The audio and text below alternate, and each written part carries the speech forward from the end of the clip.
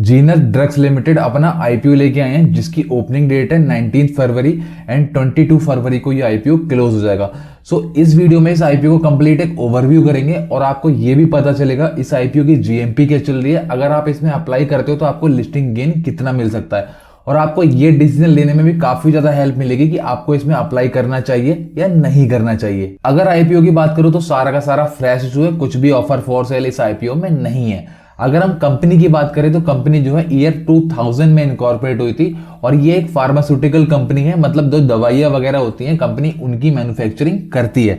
अगर हम देखें किस किस टाइप की कंपनी यहाँ पर मेडिसिन बनाती है तो आपने देखा होगा बाजार में काफी सारे ओआरएस पाउडर्स मिलते हैं, तो कंपनी उस टाइप के पाउडर बनाती है। उसके अलावा यहाँ पर लिक्विड ओरल्स बनाती है और उसके अलावा कुछ कैप्सूल एंड लिक्विड एक्सटर्नल्स होते हैं। मतलब आपने देखा होगा आपको कभी चोट लग गई या कुछ होगी तो आप जो ट्यूब लगाते हो ना चोट के ऊपर, तो उस टाइप के जो एक्सटर्नल्स यहाँ पर ट्यूब्स होते हैं तो कंपनी वो भी बनाती है। एक बार हम कंपनी की साइट पे चल के देख लेते हैं आखिर कंपनी एक्चुअल में क्या क्या प्रोडक्ट ऑफर कर रही है। अगर मैं बात करूं डोमेस्टिक प्रोडक्ट्स की, अब यहाँ पर डोमेस्टिक प्रोडक्ट्स में सबसे पहले आ जाता है ओआरएस पाउडर। उसके अलावा यहाँ पर एंटी इन्फ्लेमेटरी कुछ मेडिसिन बनाती है। उसके अलावा कोल्ड कफ के लिए मेडिसिन बनाती है और एंटी फंगल, मतलब जो फंगस वगैरह हो जाती है उसके लिए भी मेडिसिन बनाती है। उसके अलावा स्किन केयर के लिए एंटीबायोटिक एंड न्यूट्रिशन, इस तरह की कुछ मेडिसिन हैं जो यहाँ पर इंडिया में सप्लाई की जाती हैं। उसके अलावा कंपनी क्या करती है, एक्सपोर्ट भी करती है। अब जब एक्सपोर्ट की बात आती है तो एक्सपोर्ट ये कुछ ही आइटम करती है। अब जैसे कि ओआरएस पाउडर है, ओआरएस पाउडर यहां भी बेचती है, साथ में एक्सपोर्ट भी करती है। अब यहाँ पर उसके अलावा क्रीम, जेल एंड ऑइंटमेंट, ये सारे जो प्रोडक्ट हैं ये यहाँ पर एक्सपोर्ट किए जाते हैं। कैप्सूल्स एक्सपोर्ट करती है और लिक्विड एक्सटर्नल यहाँ पर ये भी एक्सपोर्ट करती है और लिक्विड ओरल, तो ये सारे प्रोडक्ट्स हैं जो कंपनी एक्सपोर्ट करती है। दैट मीन्स कंपनी जो है इंडिया में तो काम कर रही है, साथ के साथ जो है एक्सपोर्ट भी कर रही है अपने प्रोडक्ट्स को। ये काफी सही चीज है। अब हम देख लेते हैं अगर कंट्री कौन सी है जहां पर ये अपना एक्सपोर्ट करती है। अगर मैं एक्सपोर्ट की बात करूं तो यहाँ पर एक जो मेजर सिटी है सेंट्रल अमेरिका की वो है कोस्टा रिका। उसके अलावा जो है पैसिफिक रीजन है, मालवी है, एंड उसके अलावा अगर हम बात करें सूडान है, तंजानिया है, भूटान है, कंबोडिया है जो कि साउथ ईस्ट एशिया की कंट्रीज। उसके अलावा यहाँ पर तजाकिस्तान, लाइबेरिया, सीरिया, तो ये सारी कंट्रीज है जहां पर एक्सपोर्ट कर रही है कंपनी अपनी मेडिसिन। अब मैं ये देख रहा हूं कंपनी जो अपने एक्सपोर्ट कर रही है वो कोई ज्यादा बड़ी कंट्रीज नहीं है जहां पर ये एक्सपोर्ट कर रही है, but by the way export तो कर रही है। अगर अभी करंट प्रोडक्ट की बात करूं तो यहाँ पर 325 प्रोडक्ट जो है कंपनी बना रही है और सेल कर रही है। टोटल जो इसके पास अप्रूवल है वो 600 प्रोडक्ट्स का यहाँ पर अप्रूवल है, बट करंटली 325 प्रोडक्ट्स भी कंपनी बना रही है। अब बात आती है आईपीओ आखिर कंपनी लेके क्यों आ रही है। उसका एक सबसे बड़ा रीजन ये है कंपनी क्या करना चाहती है, अपने आप को एक्सपेंड करना चाहती है, अपनी मैन्युफैक्चरिंग कैपेसिटी को एक्सपेंड करना चाहती है, जिसके लिए वो आईपीओ लेके आई है। कंपनी क्या करेगी, अपना प्लांट लगाएगी मधुपुरा, देपालपुर, इंदौर, मध्य प्रदेश में। यहां पर कंपनी अपना प्लांट लगाने वाली है जिसके लिए वो फंड रेज करना चाहती है। अब इसके अलावा कंपनी क्या करती है, कुछ और जो ब्रांड्स हैं, जो फेमस ब्रांड्स हैं, उसके लिए भी यहां पर एक तरह से व्हाइट लेवल करके देती है, मतलब मेडिसिन ये बनाती है और उनका लेवल बन जाता है। अब मैं यहां पर उन ब्रांड की बात करूं तो यहां पर अजंता फार्मा हो गया और उसके अलावा यहाँ पर बायोमेडिकल लैबोरेटरीज हो गया और जेस्ट फार्मा हो गया, और कुछ और कंपनियां भी हैं जिनके लिए यहाँ पर कंपनी अपने मेडिसिन या ओआरएस वगैरह बनाती है। ये तो सारा कंपनी का बिजनेस था। अब एक बार कंपनी के फाइनेंशियल्स देख लेते हैं आखिर फाइनेंशियल्स क्या कह रहे हैं। अगर मैं एसेट्स की बात करूं तो यहाँ पर 2022 में जो कंपनी के एसेट्स थे वो अप्रॉक्स 68 करोड़ के थे, जो 2023 में अप्रॉक्स 97 करोड़ के हो गए, और आज की डेट में अप्रॉक्स अगर हम 30 सितंबर तक का ही डेटा है यहाँ पर 112 करोड़ का यहाँ पर कंपनी के पास एसेट्स हो चुके हैं। अगर हम रेवेन्यू की बात करें तो यहाँ पर 92 करोड़ का रेवेन्यू था 2022 में, जो आज की डेट में अप्रॉक्स 69 करोड़ का हो गया। ये 30 सितंबर तक का ही डेटा है। अगर आप एक ईयर का कैलकुलेट करोगे तो मल्टीप्लाई बाय 2 करना पड़ेगा, जिसका अप्रॉक्स 140 करोड़ आप कह सकते हो कंपनी रेवेन्यू कर लेगी। अगर हम प्रॉफिट आफ्टर टैक्स की बात करें तो 3 करोड़ का प्रॉफिट था 2022 में, और 2023 की बात करें तो यहाँ पर 5 करोड़ का अप्रॉक्स प्रॉफिट कंपनी ने किया था। और अगर हम 30 सितंबर 2023 तक के डेटा की बात करें तो अप्रॉक्स 5 करोड़ का कंपनी ने प्रॉफिट कर लिया। अगर आप इसको डबल करोगे तो एक साल का कैलकुलेट हो जाएगा, तो आप मोटा मोटा कह सकते हो कंपनी 10 करोड़ का यहाँ पर प्रॉफिट इस ईयर में कर लेगी। अगर मैं नेटवर्थ की बात करूं तो यहाँ पर नेटवर्थ जो है वो 12 करोड़ की थी 2022 में, और आज की डेट में अप्रॉक्स यहाँ पर 22 करोड़ की नेटवर्थ हो चुकी है।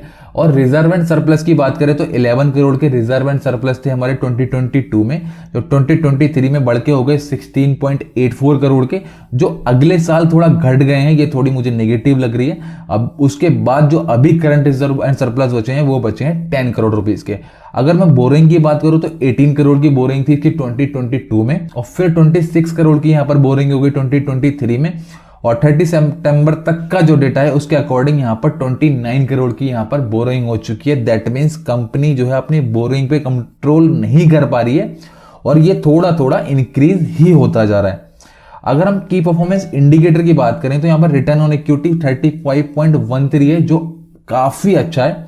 अगर आरओसी की बात करें यहाँ पर 37.19 है, और डेट टू इक्विटी कंपनी का थोड़ा ज्यादा है, 1.51 का डेट टू इक्विटी यहाँ पर देखने को आपको मिल रहा है। अगर मैं रिटर्न ऑन नेटवर्थ की बात करूं तो यहाँ पर 29.88 है, और अगर मैं बात करूं पीवी रेशियो की तो यहाँ पर पीवी रेशियो 5.5 का है, जो कि काफी मेरे को ज्यादा लग रहा है। अगर आप की परफॉर्मेंस इंडिकेटर में देखोगे तो यहाँ पर एक डेट टू इक्विटी जो है मुझे थोड़ा सा नेगेटिव लग रहा है, और जो यहाँ पर पीवी रेशियो ये भी थोड़ा ज्यादा ही है 5.5 का। अगर हम अर्निंग पर शेयर की बात करें तो यहाँ पर 4.29 यहाँ पर अर्निंग पर शेयर है, और जो पीई है वो 18.4 का है।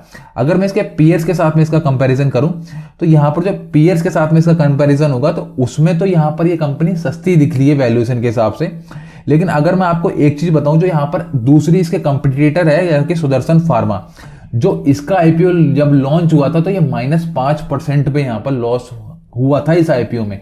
सो आप कह सकते हो कि जो इसके कंपटीटर है वो आज की डेट में भी उतना उनका ग्राफ आप देखोगे चार्ट तो उतना अभी ऊपर नहीं आया है, वो लॉस में ही चल रहे हैं। अगर मैं बात करूं पी तो पी ऑब्वियसली बाकी कंपनी उससे थोड़ा सस्ता है, यानी कि वैल्यूएशन सस्ती है। सो फटाफट से बात कर लेते हैं आईपीओ की डिटेल्स की। 19 फरवरी को ओपन होगा, 22 फरवरी को ये आईपीओ क्लोज हो जाएगा, और जो प्राइस बैंड रखा गया वो 75 से 79 का रखा गया। दैट मीन्स आपको 79 पे ही कट ऑफ देखने के लिए मिलेगा, और जो एक लॉट में शेयर होने वाले हैं वो 1600 शेयर्स होंगे, और जो इसकी लिस्टिंग होगी वो एनएससी एसएमई पे आपको देखने के लिए मिल जाएगी। अगर मैं बात करूं यहाँ पर अलॉटमेंट की तो अलॉटमेंट आपको 23 फरवरी को देखने के लिए मिल जाएगा, और अगर आपको अलॉटमेंट नहीं होता है तो आपको रिफंड हो जाएगा 26 से स्टार्ट, और आपके डीमेट में शेयर भी आपको 26 को ही मिल जाएंगे अगर आपको अलॉटमेंट हो जाता है तो, और लिस्टिंग इसकी 27 को आपको देखने के लिए मिल जाएगी। सो अगर आप रिटेल कैटेगरी में अप्लाई करना चाहते हो तो यहाँ पर एक लॉट आपको अप्लाई करना पड़ेगा मिनिमम, जिसके लिए आपको पे करने पड़ेंगे मिनिमम 1,26,400 रुपीज। अगर आप एचएनआई में अप्लाई करना चाहते हो यानी कि एक लॉट से ज्यादा अप्लाई करोगे तो आप एचएनआई कैटेगरी के अंदर आओगे, जहां पर आपको मिनिमम देना पड़ेगा 2,52,800 रुपीज। अगर हम प्रमोटर होल्डिंग की बात करें तो यहां पर 100% अभी प्रमोटर्स के पास है, but after IPO it will be 69.98 only. और अगर मैं एंकर इन्वेस्टर लिस्ट की बात करूं तो यहां पर मुझे कोई ज्यादा खास एंकर इन्वेस्टर इस आईपीओ में नहीं दिखे हैं।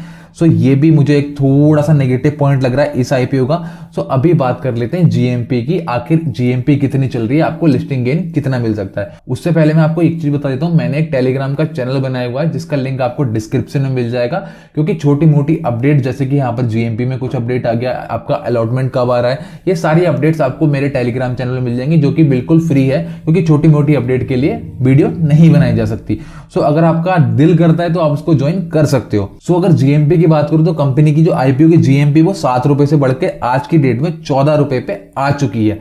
दैट मीन उसके हिसाब से यहां पर आपको अप्रोक्स 18% का लिस्टिंग गेन मिल सकता है, और जो कि ये एसएमई आईपीओ है तो इस आईपीओ के हिसाब से 18% बहुत ही ज्यादा कम है लिस्टिंग गेन के हिसाब से।